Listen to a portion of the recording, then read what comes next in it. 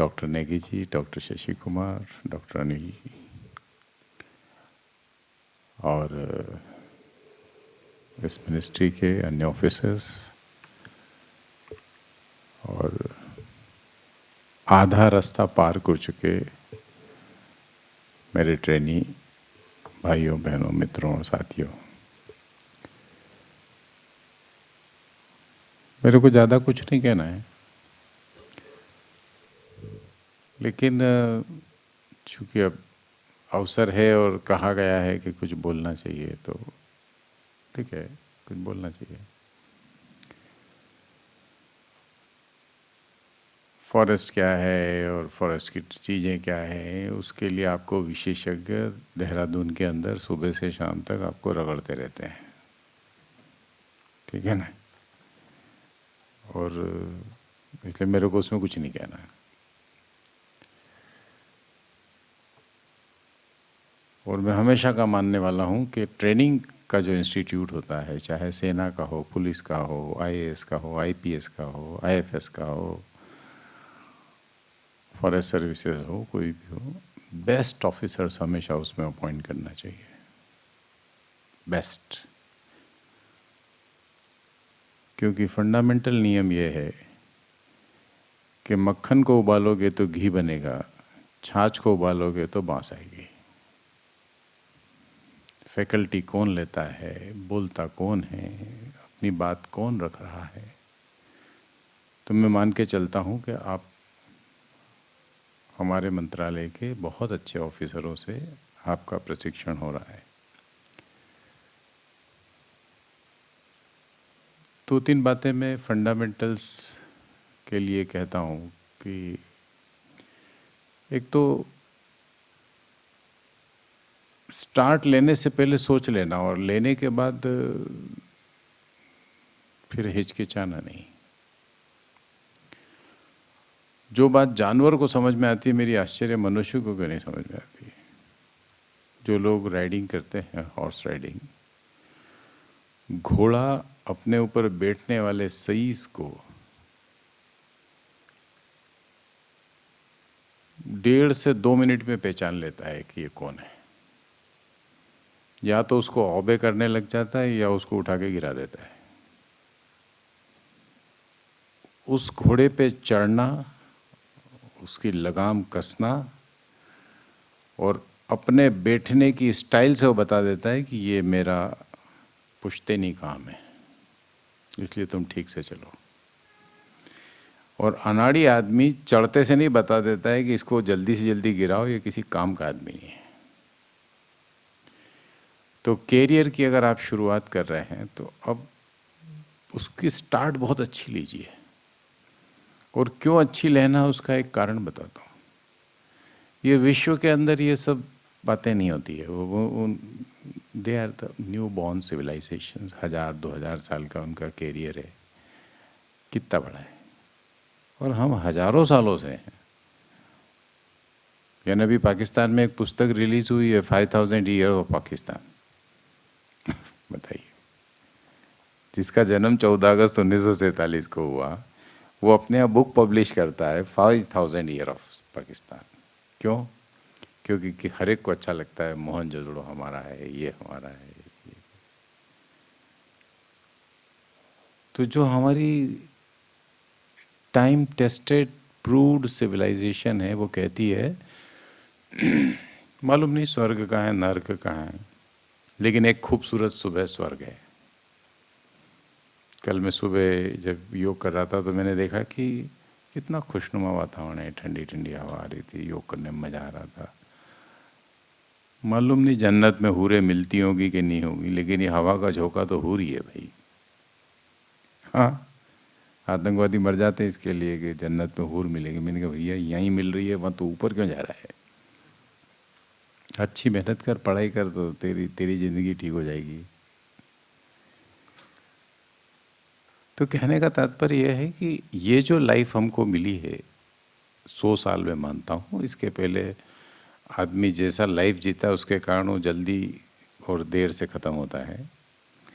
इसके एंड में जब आप पहुँचोगे ना, एवरेज में आपकी सर्विस 35 साल मान रहा हूँ, तो आपको अपनी सर्विस से पछतावा नहीं होना चाहिए, जिंदगी से पछतावा नहीं होना चाहिए।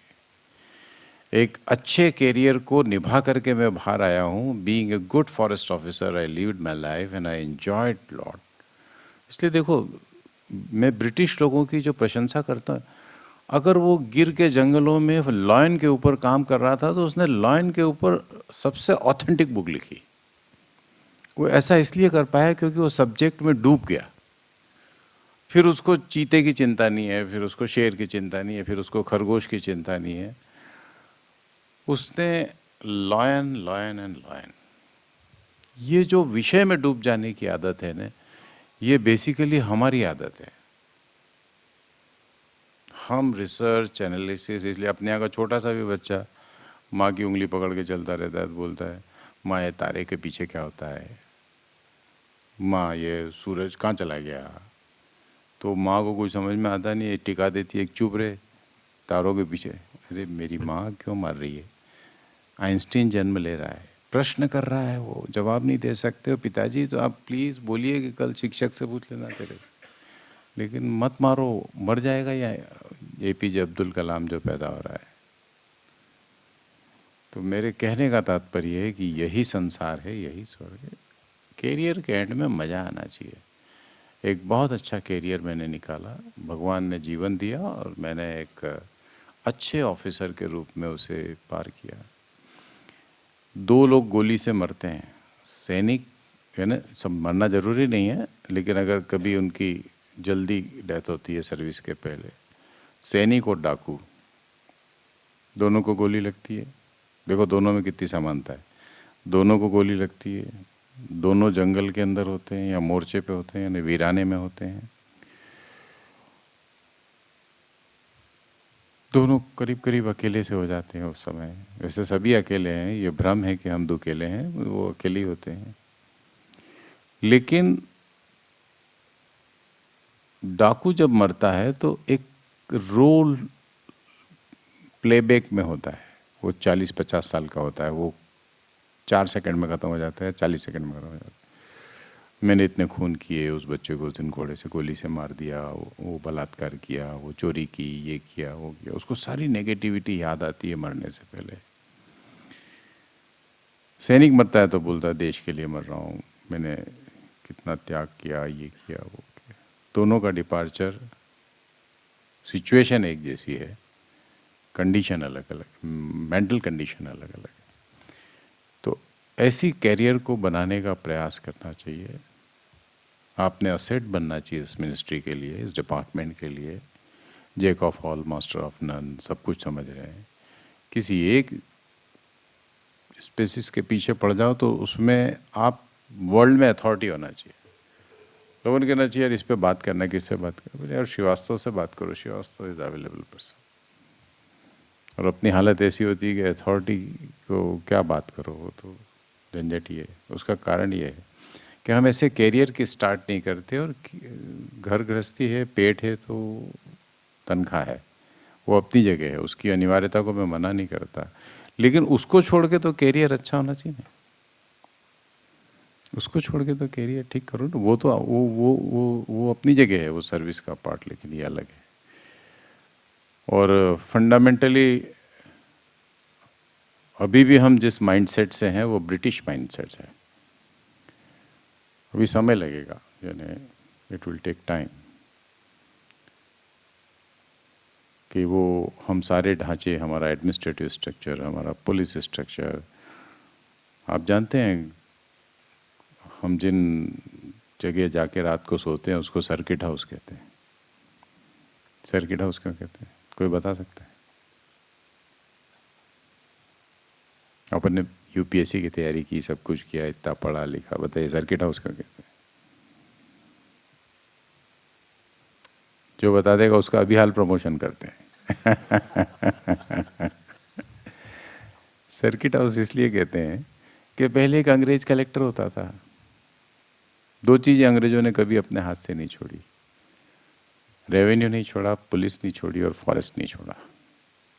हमेशा यहाँ गोरा लड़का इसका हेड होता था। तो वो जो साहब जब दौरे पे जाते थे तो एक सर्किट मारते, वो पूरा लवाजम चलता था, घोड़े, बैलगाड़ी, खानसामा, ये वो थे, और अगर मैडम साथ चले तो वो, और वो एक सर्किट पूरा करते थे जिसको हम कहते हैं कि भाई 6 गांव या 6 सेंटर होके आते हैं। उस सर्किट में वो जहां जहां रुकते थे उसको सर्किट हाउस कहा जाता था। 15 अगस्त 1947 को आज 70 साल हो गए, अभी भी हम सर्किट हाउस बोलते हैं।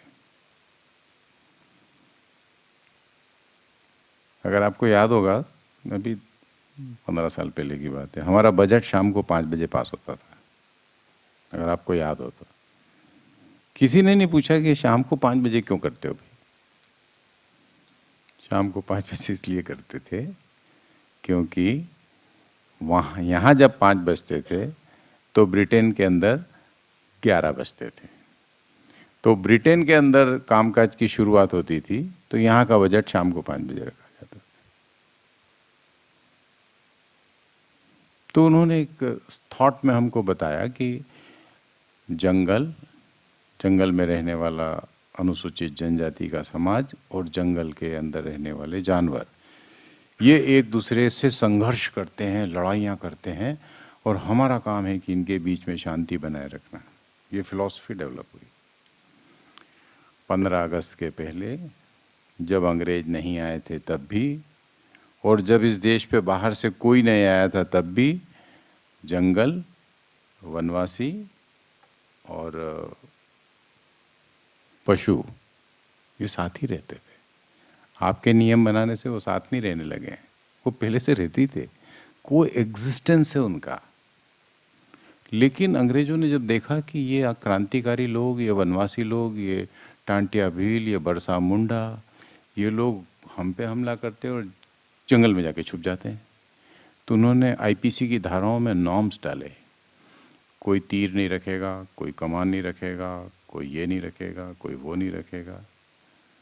उन्होंने धाराओं का जन्म दिया, उन्होंने ऐसे ऐसे नियम बनाए, और वो इतने फाइन बनाए कि कभी नहीं समझ सकते हम लोग, क्योंकि बहुत समय लगेगा,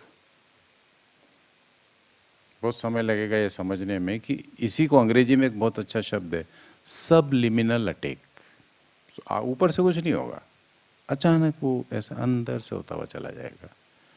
लेकिन अब वो ठीक है, जो है वो बीत गया और छोड़ दीजिए, लेकिन इवेंचुअली इस देश को एक विश्व की महाशक्ति बनना है, और इस बनने के लिए भगवान ने ऐसा प्रधानमंत्री हमको दे दिए हैं कि वो जहाँ जाते हैं वहाँ डंका बजाते हैं। अर्जुन के लिए कहा जाता है महाभारत में, जिधर जिधर उसका रथ का मुंह होता था उधर उधर धरती निपुर यानी नरहीन हो जाती थी, अर्थात दुश्मन की बगैर हो जाती थी, अर्थात वो ख़त्म कर देते थे। वो वॉशिंगटन जाते हैं, लंदन जाते हैं, कहीं पेरिस जाते हैं, सब जगह भारत का सम्मान ऊंचा होता है। ये इस बात का साइन है कि ये देश अब प्रगति की उस राह पर जाना है जहाँ ये सुपर पावर बन सकता है। तो हमें भी कई रिफॉर्म्स, कई सिस्टम्स, कई चीज़ें करना पड़ेगी। इसलिए इसको गहरे ध्यान रखने की ज़रूरत है कि एक दूसरे से लड़ने वाले लोग नहीं हैं, ये एक दूसरे के साथ चलने वाले लोग हैं। लेकिन कॉन्फ्लिक्ट थोड़ा थोड़ा स्वभावगत रूप से होता है और उसको ठीक करने की ज़रूरत होती है। उस पर कभी आगे अपन लोग करेंगे। आप इतना ही करिए। और एक उदाहरण देकर के अपनी बात ख़त्म करता हूँ। हमको लगता है फॉरेस्ट लॉ हमने बनाया, हमको लगता है फॉरेस्ट की चिंता हम ही कर रहे हैं। अगर हम कोई इंस्टीट्यूशन नहीं दिए होते तो हमारे यहाँ फॉरेस्ट का क्या दिवाला नहीं कट जाता। आज से 400 साल पहले एक डीओ लेटर है गवर्नमेंट का, छत्रपति शिवाजी महाराज ने एक आज्ञा पत्र अर्थात सरकारी आदेश निकाला, और वो आदेश पढ़ कर के आपको लगेगा कि ministry of environment and forest से ये ऑर्डर जारी हुआ है। मैं पूरा ऑर्डर पढ़ रहा हूँ जो उन्होंने लिखा था। वो लिखते हैं कि नौसेना के लिए जहाज निर्माण हेतु ठोस व अच्छी लकड़ी की आवश्यकता होती है। स्वराज्य के जंगलों में सागौन के जो वृक्ष हैं उनमें से जो अनुकूल हों वे अनुमति के साथ काटे जाएं। ज़्यादा आवश्यकता होने पर अन्य राज्य या अन्य देशों से अच्छी लकड़ी खरीद कर लाई जाए। स्वराज्य के जंगलों में आम व कटहल के पेड़ हैं जो जलपोत निर्माण के काम आ सकते हैं, परंतु उन्हें हाथ न लगाया जाए, क्योंकि ये ऐसे पेड़ नहीं हैं जो साल 2 साल में बड़े हो जाएं। जनता ने उन पेड़ों को लगाकर अपने बच्चों की तरह उनका पालन पोषण कर बड़ा किया है। ऐसे पेड़ काटने से उनके पालकों को कष्ट की कोई सीमा नहीं रहेगी। किसी को दुखी कर किया जाने वाला कार्य और उसे करने वाला थोड़े समय में ही समाप्त हो जाते हैं तथा प्रदेश के मुखिया को प्रजा पीड़ा की हाय झेलना पड़ती है। इन वृक्षों को काटने से हानि भी होती है, इसलिए आम व कटहल जैसे फलदार वृक्ष कभी न काटे जाएं। कोई एकाध पेड़ जो जीर्ण क्षीण वृद्ध हो गया हो, उसे उसके मालिक की आज्ञा से ही काटा जाए, साथ ही उसके मालिक को क्षतिपूर्ति राशि भी दी जाए। जोर जबरदस्ती व बगैर अनुमति के कोई पेड़ न काटा जाए। ये किसने लिखा और कब लिखा? 400 साल पहले। छत्रपति शिवाजी महाराज का डीओ लेटर है। और कोई मेरी इच्छा में आ गया तो मैंने लेटर नहीं लिख लिया है। ब्रिटिश, पोर्टुगीज, फ्रेंच आर्काइव्स में इन सब के प्रमाण उपलब्ध हैं। इसलिए जो लोग बगैर प्रमाण के बात करते हैं तो मैं तो करता ही नहीं हूँ। मेरे पास हर एक का है कि ये पोर्टुगीज आर्काइव में अलमारी number so and so, record number so and so के अंदर ये कागज़ लगा हुआ है, ओरिजिनल फॉर्म में लगा हुआ है। आप जाके उसकी कॉपी ले आइए। ये ओरिजिनल डॉक्यूमेंट। कहने का तात्पर्य ये है कि वृक्षों का संरक्षण, वन्य जीवों का संरक्षण, एनवायरनमेंट का संरक्षण, ये हमारे डीएनए में है। जब लोग मेरे को वॉशिंगटन में ज्ञान देते हैं या पेरिस में ज्ञान देते हैं, मैं बोलता हूँ कम से कम तुम तो चुप रहो यार। तुमने फॉरेस्ट मारे, रेड इंडियन मारे, पूरी नस्ल ख़त्म कर दी और अब हमको समझा रहे हो कि फॉरेस्ट कवर कैसे बढ़ाना चाहिए। अभी मैं एक टेनेसी गया था तो मैंने पूछा वहाँ से कि ये वर्जिन फॉरेस्ट है क्या? तो उन्होंने कहा आपका इनके तने देख करके इनकी आयु दिखती है क्या? ये 30 साल पुराने पेड़ हैं। तो मैंने कहा इलाका तो बहुत पुराना है। बोले नहीं, ये सब काटे गए और ये नया जंगल है। तो हमें कम से कम एनवायरनमेंट साइंस मत समझाओ भाई। हाँ, आपको नई R&D करके आए तो समझाइए, कोई आपत्ति नहीं है मुझे समझने में। मेरा कोई, मैं रिजर्व कोटे का आदमी नहीं हूँ, यानी रिजर्व माइंडसेट का आदमी नहीं हूँ कि बस चारों तरफ से दरवाजे बंद और एक ही जो हम सोच रहे हैं वही सोच रहे हैं। नहीं, आप मुझे करेक्ट करिए, आप मुझे बताइए कि ये गलत है तो ठीक है। मैं आपसे आशा रखता हूँ कि आपका भविष्य सुखद हो, आप एक बहुत सुंदर कैरियर को बनाएं और उस कैरियर की सुंदरता प्राप्त होने वाली तनख्वाह में नहीं है। कल लोकसभा के अंदर सस्टेनेबल डेवलपमेंट गोल के ऊपर जब मैंने भाषण दिया तो मैंने कहा गरीबी का उनका गोल का जो टारगेट है वो $1.25 का है। UN टारगेट है $1.25, अगर कन्वर्ट करेंगे तो 80 रुपये होता है। तो मैंने कहा आप किसी को $1.25 का को दे दो, $500 दे दो और उससे गंदे स्कूल में पढ़ाओ। उसको घाव लग जाए तो उसको हेल्थ फैसिलिटी मत दो, उसकी हाउसिंग कंडीशन ख़राब रखो, तो वो क्या अमीर हो जाएगा? आपकी डेफिनेशन गलत है। आप पैसा दे करके मेज़र कर रहे हो कि ये अमीर है कि गरीब है। अरे भाई, उसकी लिविंग कंडीशन कैसा है, एग्रीकल्चर कैसा है, फॉरेस्ट कैसा है, उसके साथ शिक्षा कैसी है, उसके साथ स्वास्थ्य कैसा है, लोकल एडमिनिस्ट्रेशन कैसा है, इंफ्रास्ट्रक्चर फैसिलिटीज़ शहर को कैसी है, ये मिला के गरीबी अमीरी बनेगी कि केवल आपने पैसे से नाप लिया। लेकिन जो लोग जीते ही पैसे के लिए वो ऐसी ही दुकानें चलाते रहते हैं, वो ये उनका स्टाइल है, आई नो देम। तो उनको छोड़ो, अपन कम से कम अपना घर ठीक रख लेंगे तो बहुत हो जाएगा।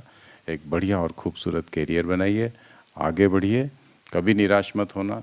हमारे देश के अंदर एक बात महापाप कही गई है और ये मैं हर जगह बोलता हूँ, आत्महत्या से बड़ा दुनिया में कोई पाप नहीं है। जो शरीर और जो जीवन हमने नहीं पैदा किया उसको ख़त्म करने का अधिकार नहीं। ज़िंदगी में कितना भी संघर्ष आ जाए, कितने भी अवसाद आ जाएं, कितनी भी कठिनाइयाँ हो जाए, डिपार्टमेंटल झगड़े हो जाए, बॉस से झगड़ा हो जाए, इससे हो जाए, उससे, इस दिशा में कभी नहीं जाना चाहिए। सोचना ही नहीं चाहिए उस तरफ, क्योंकि वो वर्जित है। जैसे बहन से विवाह वर्जित है, माता से विवाह वर्जित है, या पिता से विवाह वर्जित है, वैसे आत्महत्या इस संस्कृति के अंदर वर्जित है। इसलिए वो दिन नहीं ऐलान देना चाहिए, उत्साह से जीना चाहिए। हर दूसरा दिन बहुत अच्छा दिन लेकर के आता है। आप लोग उज्जवल भविष्य की ओर आगे बढ़ें। बहुत बहुत धन्यवाद।